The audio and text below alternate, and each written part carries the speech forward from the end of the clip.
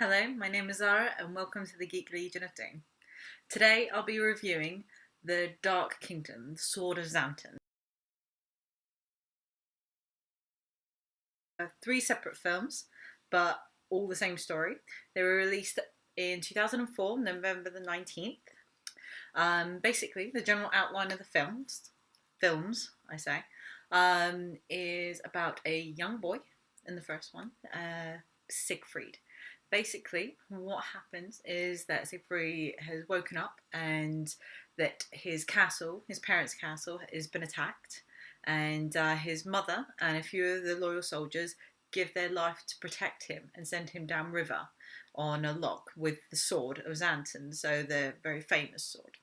And as it progresses, the boy gets found by a worksmith, and obviously he's raised as a good and strong young lad. And as he grows up, he meets the Queen of the North. Basically, she is the Ice Queen, the most ferocious queen, and she has set herself a law that she will never marry any man unless he can beat her. And the only man that has ever been able to beat her is, you guessed it, Siegfried.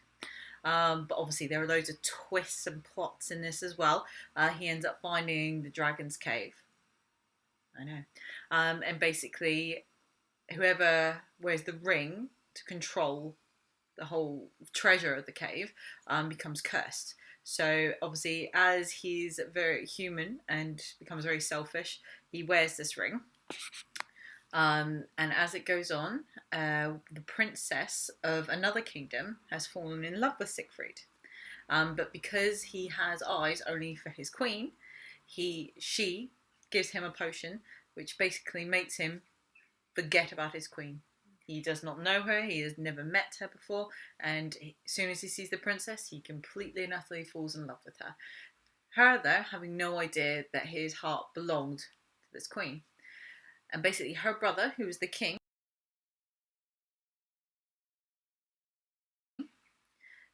encourages Siegfried, saying, if you help me marry the Queen of the Ice, then I will let you marry my sister. So they go off to win the hand.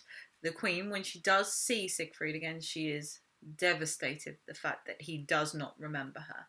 She was really, really devastated. I think definitely the acting in the second and third part of the film gets a lot better. Obviously, it's a very B-rate movie, but a very good B-rate movie, and I would definitely suggest anyone that likes any sort of history, even if it's just exaggerated a bit, definitely watch it.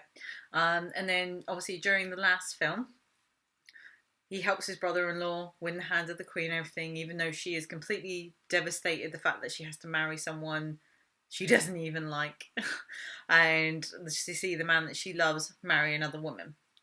That would devastate anyone.